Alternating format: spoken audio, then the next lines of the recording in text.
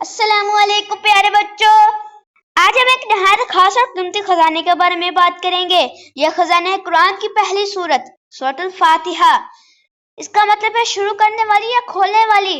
قرآن پاک کی پہلی سورت ہے۔ اسے قرآن کی ماں کہا جاتا ہے۔ نماز کی ہر رکعت میں اسے پڑھنا فرض ہے۔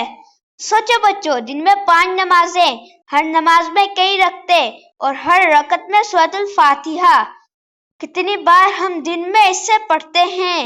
اللہ چاہتا ہے کہ یہ کلمات ہمیشہ ہماری زبان اور دل پر رہیں۔ بسم اللہ الرحمن الرحیم۔ سورۃ الفاتحہ شروع اللہ کے نام سے جو بڑا مہربان نہایت رحم والا ہے۔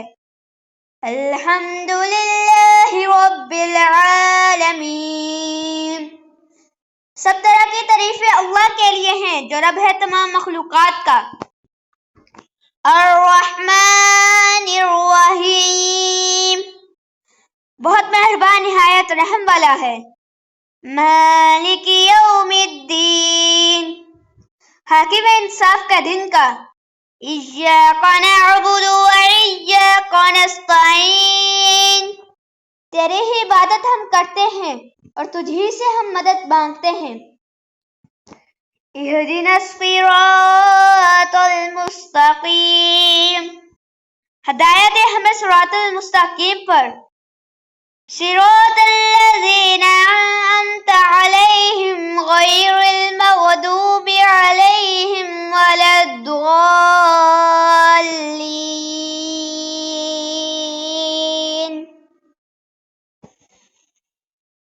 راستے پر ان کے تو فضل کرتا رہا جن پر، نہ ان کے غصے ہوتا رہا جن پر اور نہ گمراہوں کے۔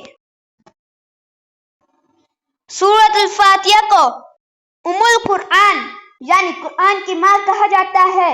یہ دعا اور تعریف دونوں کو جمع کرتی ہے۔ یہ اللہ کی سب سے بڑی نعمت ہے جو اس نے اپنے بندوں کو عطا کی۔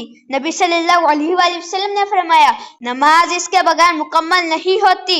یہ سورت ہمیں اللہ کی پہچان سکھاتی ہے کہ وہ ہمارا رب ہے، مہربان ہے، قیامت کا مالک ہے۔ یہ ہمیں دعا کرنا سکھاتی ہے کہ سیدھے راستے پر چلیں۔